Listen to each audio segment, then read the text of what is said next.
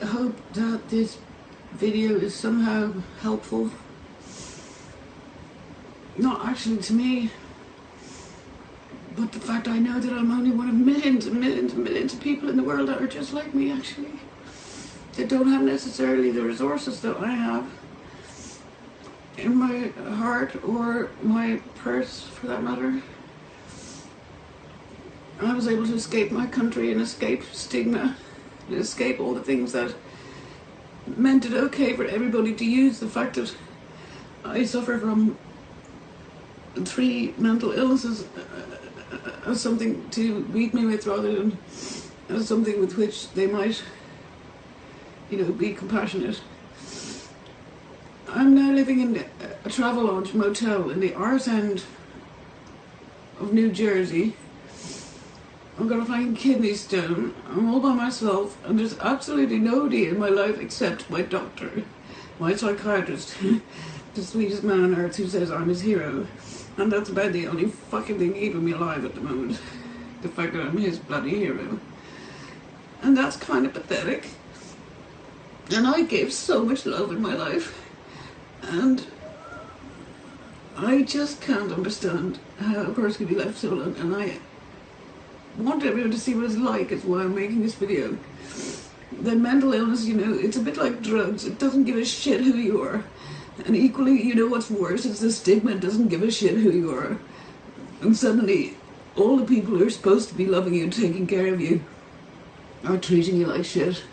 And then when you're angry or you're hurt because they're doing it, it's like a witch hunt. They're pointing at you going, see, this is why we don't want to know. And it's like, oh, I'm fighting like all the millions and millions that I know I'm going to stay alive every day.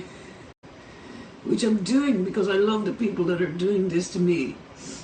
I'm not staying alive for me. For me, if it was me, I'd be gone straight away back to my mom.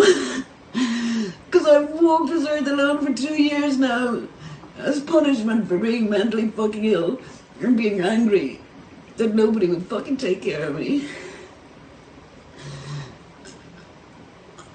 Specifically for being suicidal, actually, and for being angry. Everybody's so afraid of an angry woman, and what do? When I'm angry, I write angry emails. I don't stand screaming, shouting at people. I don't, So all these big hairy men that are supposed to be my family are so scared of the little woman who's sending them angry emails. They're like, that woman has been left. I've been wandering the globe for 2 fucking years. I'm a 5'4" little fucking woman, wandering the world for 2 years by myself.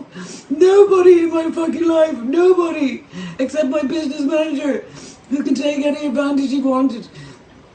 You know what I mean? And I'm all by my fucking self, and it's a crime, and it should not be acceptable to any man that knows me and claims to love and care about me, that I'm still sitting here after 2 years and I'm begging to be brought home. Somebody who loves me to come and get me. That's what I keep saying. No answer, never, from nobody. Nobody wants me. Why? Because I was angry that they all fucked off. Then they say they didn't fuck off while they're fucking off. Completely invalidating your reality. That's what happens when people think, mistakenly or otherwise, that you have a mental illness. They use it as something to invalidate every fucking thing you think, do, say and feel. Everything you think, do, say and feel is suddenly completely fucking invalid. And that's why I had to get up and walk the fuck away from Ireland, my kids, my everything, because I didn't want to stay alive, and I'm not going to let somebody uses the fact that they think, whether mistakenly or otherwise, I've this, that, or the other fucking illness, use it as something to kill me with, or beat the shit out of me with, or make me feel like a shit person. I'm doing my fucking best in the world like everybody else, is the thing. And I know I have a good heart, even if I've been an a-hole a lot of the fucking time, And I didn't exactly have the greatest example, let's face it, with my own fucking parents, and Jesus, the very ones bury you even when you're alive. I was invoiced for the fucking therapy, frankly, Anyway, I'm really sad. It shouldn't be, and I know I'm just one of millions, and that's the only other thing that keeps me going too. But I am making this video because I am one of millions, and that should be our fucking catchphrase from now on. One of millions, one of fucking millions. Why are we alone? What the fuck did we do? The people who suffer from mental illness are the most vulnerable people on earth. We can't take care of our fucking selves, you idiots. You know what I mean? You gotta take care of us.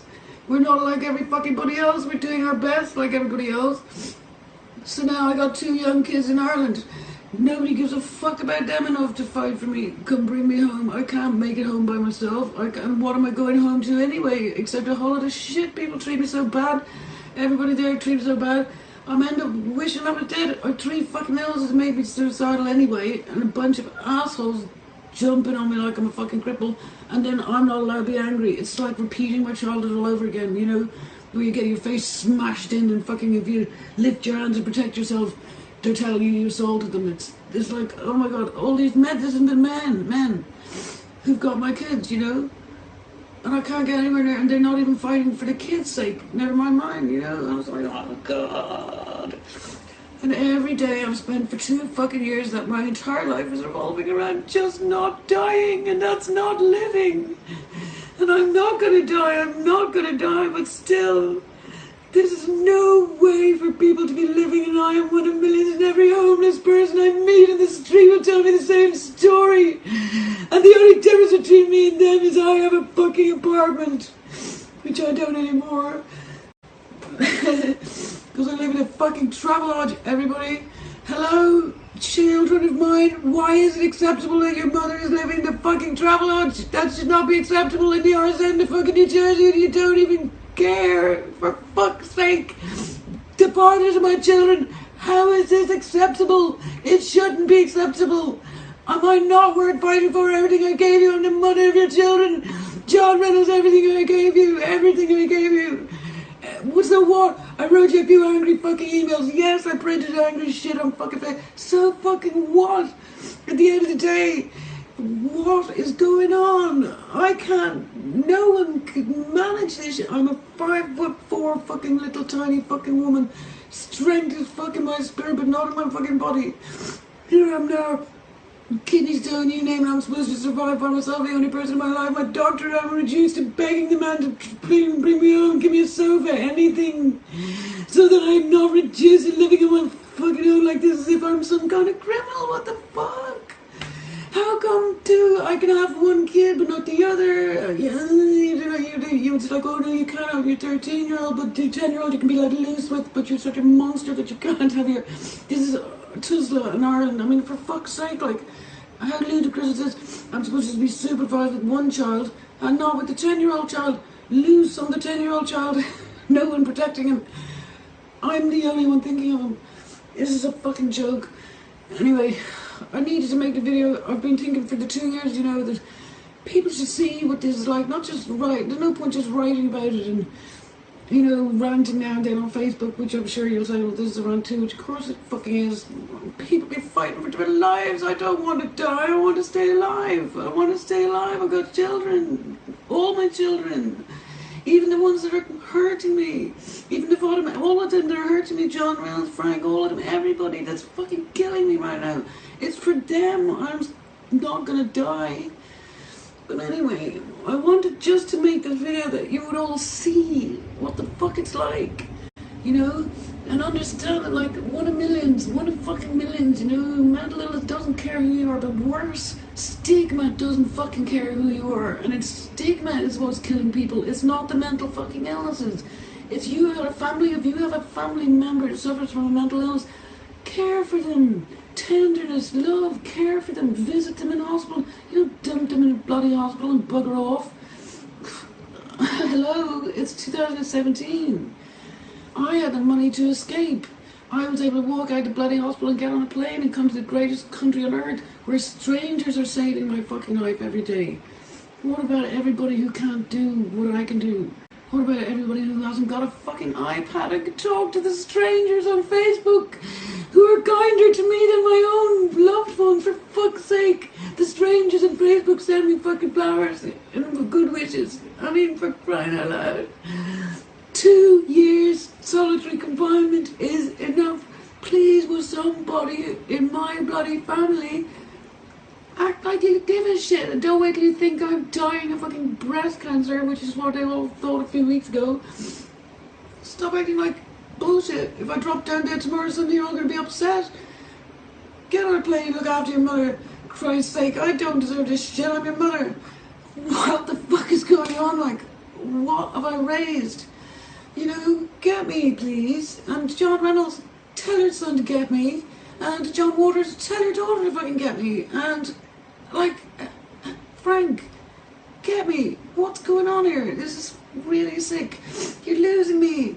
My spirit is so huge, and it won't die ever, but my body is tiny, and it is dying. My body is dying now. 2 years.